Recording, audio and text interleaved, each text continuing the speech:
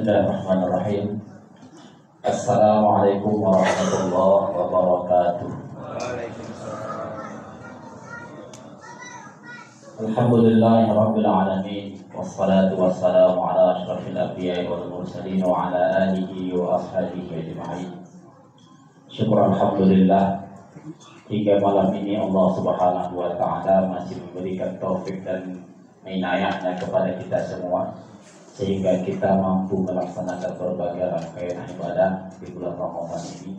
Mudah-mudahan sampai ke akhir bulan Ramadan kita tetap bersemangat untuk mengabdikan diri kita sebagai hamba kepada Tuhan kita Allah Subhanahu wa taala. Salawat dan salam atas junjungan kita Nabi besar Sayyidina Muhammad sallallahu alaihi wasallam. Allahumma salli wa sallim wa barik ala Sayyidina Muhammad wa ala alihi wa ashabihi ajma'in. Semoga kita mendapatkan syafaat dari Sayyidina Muhammad sallallahu alaihi wasallam pada hari yang tiada bantuan kecuali bantuan yang mendapatkan izin dan ridha dari Allah Subhanahu wa taala. Bapak-bapak, ibu-ibu, para orang tua kami, saudara-saudari, para penghuni surga Allah Subhanahu wa taala yang dirahmati dan dimuliakan oleh Allah Subhanahu wa taala.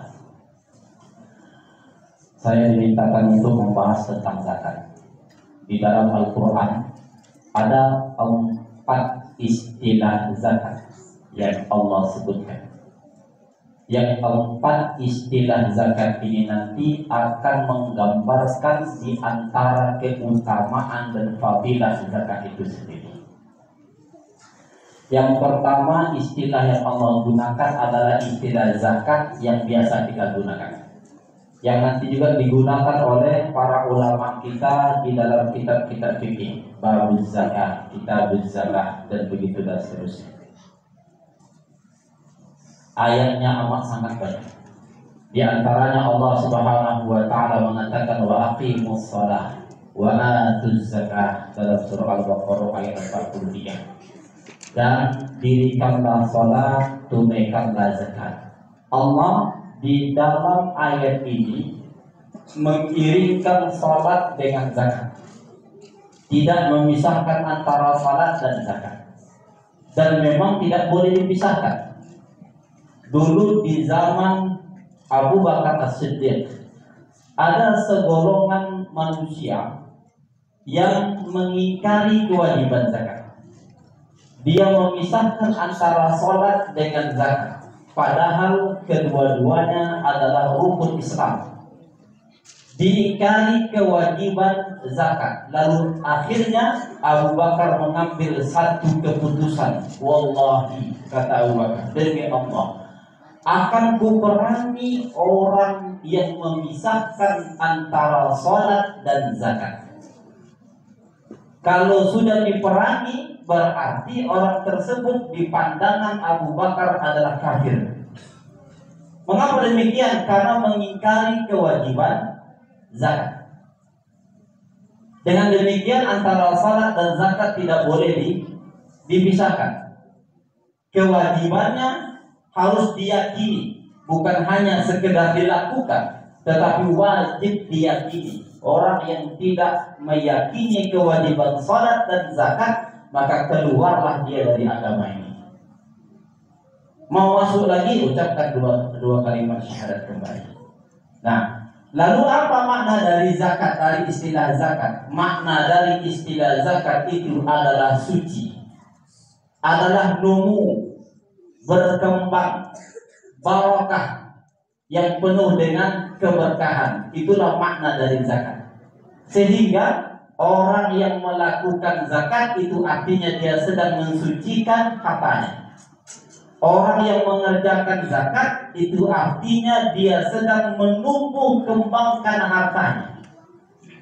Orang yang mengeluarkan zakat itu artinya orang yang sedang mendatangkan keberkahan pada hartanya. Dengan demikian, orang yang tidak mengeluarkan zakat adalah orang yang hartanya tidak akan pernah berkah. Walaupun mungkin bertambah secara zahir, tetapi pertambahannya untuk kemaksiatan. Pertambahannya akan mengantarkan dia pada pelanggaran. pertambahannya akan mengantarkan dia pada sesuatu yang tidak berkah di keluarganya, dan begitulah seterusnya. Maka keluarkanlah zakat. Dengan demikian harta kita akan suci, harta kita akan bertumbuh dan berkembang, harta kita akan penuh dengan keberkahan.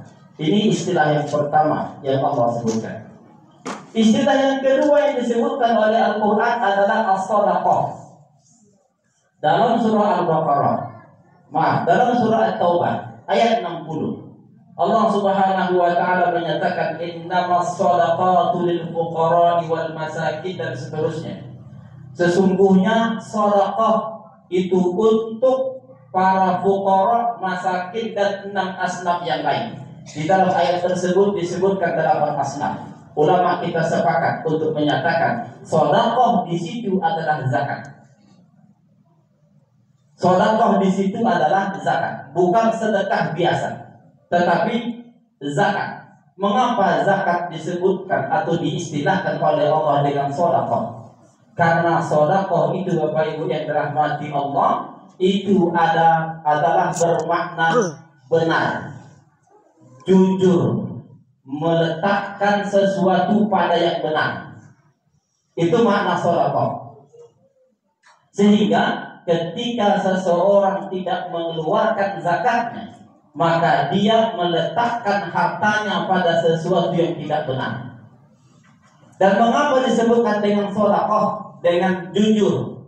Karena sedekah itu menjadi bukti kebenaran iman seseorang. Kata Rasul sallallahu alaihi wasallam, as-sadaqatu burhanun.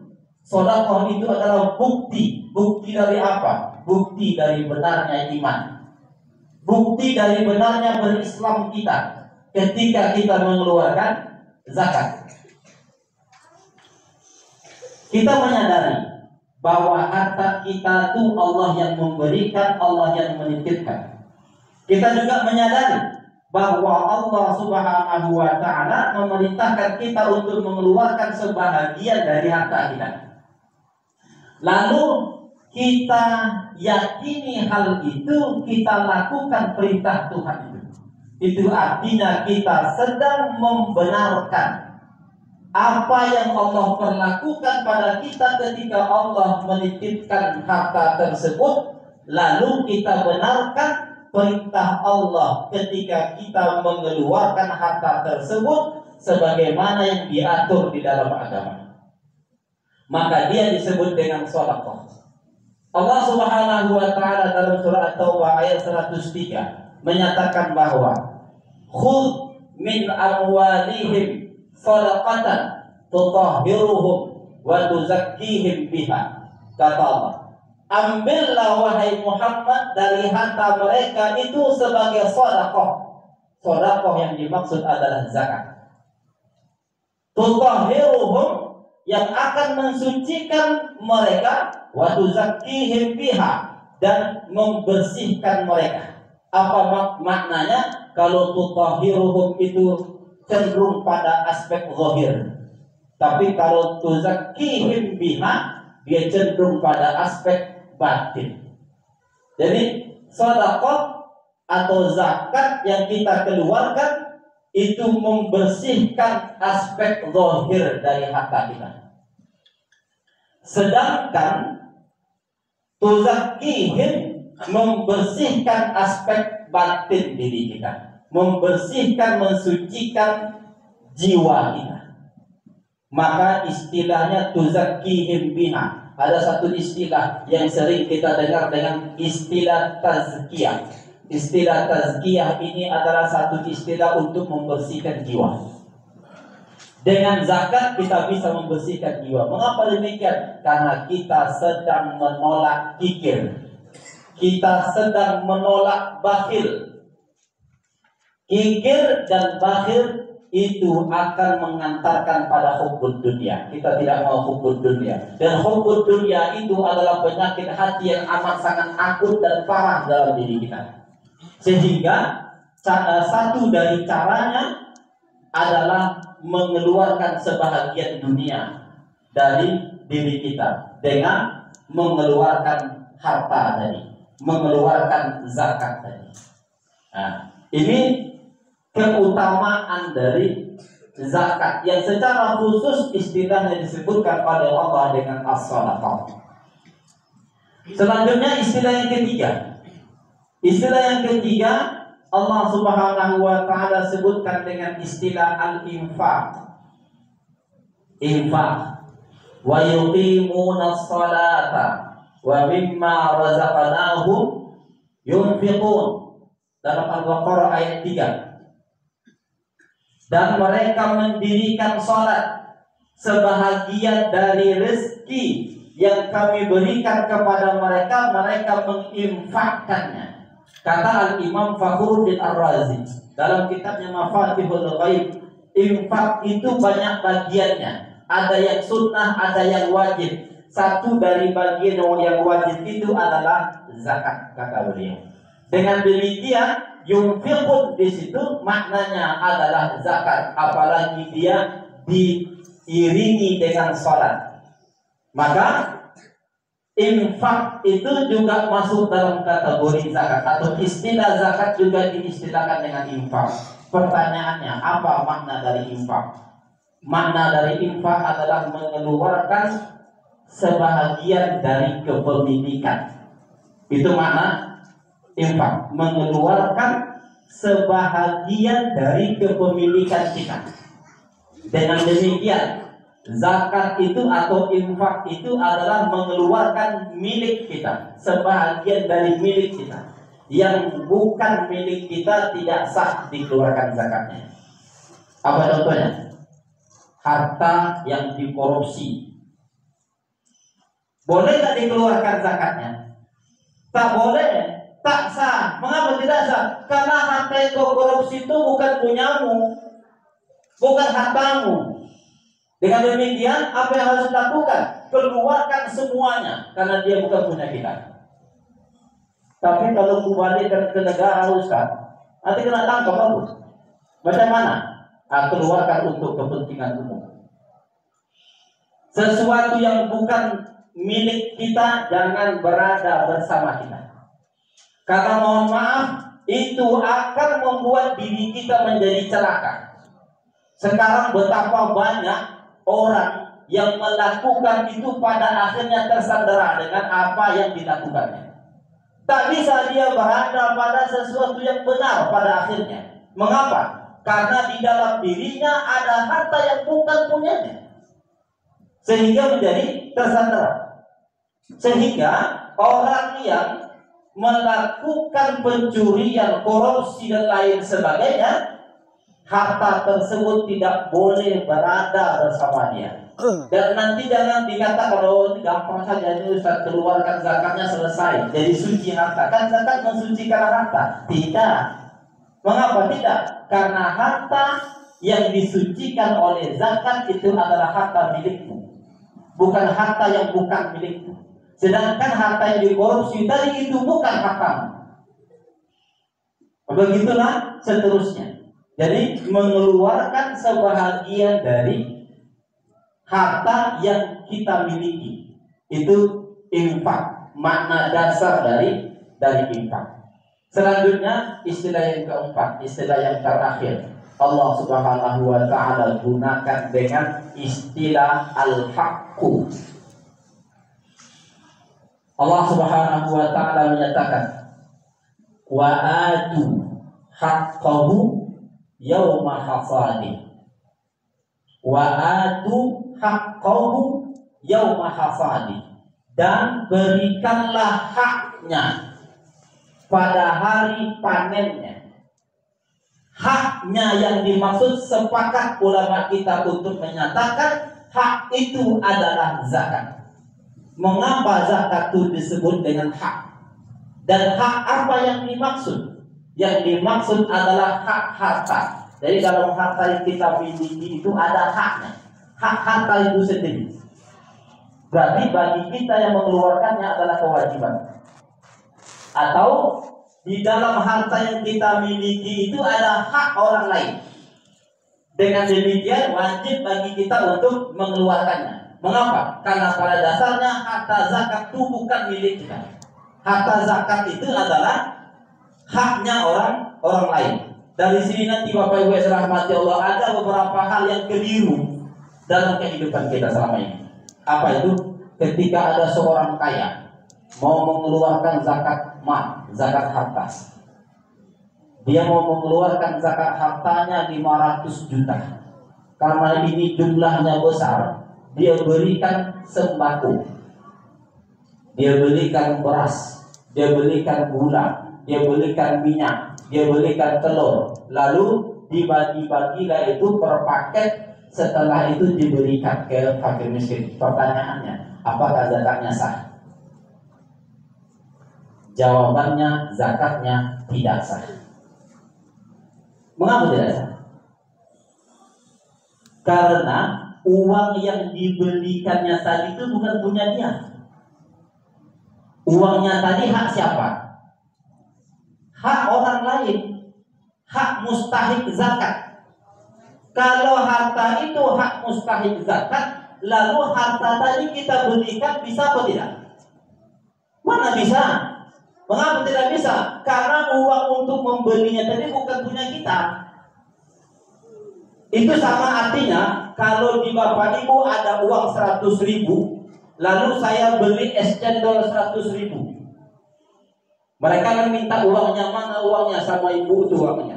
Bisa nggak kira-kira? Tak bisa. Mengapa? Karena uang tadi bukan punya saya. Jadi jual beli yang saya lakukan tidak sah. Mengapa? Karena saya membeli bukan dengan uang saya, dan tidak ada pada saat itu saya diizinkan untuk membeli. Maka begitu juga ketika orang mengeluarkan zakat harta, lalu dibelikannya beras dan begitu dan seterusnya. Jual belinya itu tidak sah, Bapak Ibu rahmati Allah. Mengapa tidak sah jual belinya? Karena harta tadi bukan punya dia. Harta tadi itu punya orang miskin. Dengan demikian keluarkan saja uangnya sudah. Mengapa? Karena uang itu adalah hak mereka. Ini kesalahan banyak orang yang sering dilakukan. Mohon maaf, jangan lagi dilakukan hal yang seperti itu. Zakat harta itu dikeluarkan dengan uang. Tidak boleh dia ditukarkan dengan yang lain. Kalau dia ditukarkan dengan yang lain, lalu yang membelinya dia, maka jual belinya tidak sah. Mengapa tidak sah? Karena uang tadi bukan punya dia. Uang tadi punya fakir miskin. Jadi kalau seperti itu, berikan uang itu kepada fakir miskin secara langsung. Jadi jangan apa-apakan uang tadi. Mengapa? Karena itu bukan uang kita. Sama juga seperti panitia zakat. Panitia zakat kan dapat beras, dapat uang. Dikasihkannya beras, ternyata kurang. Penerima ada 100, lalu berasnya ada 90 karung. Kan ada uang lagi nih. Oh, kalau gitu uang ini saja yang kita belikan 10 karung lagi. Pertanyaannya, kau membelikan uang tadi, yang membeli beras tadi, pakai uang siapa? Uang kau? Bukan. Terus kau beli?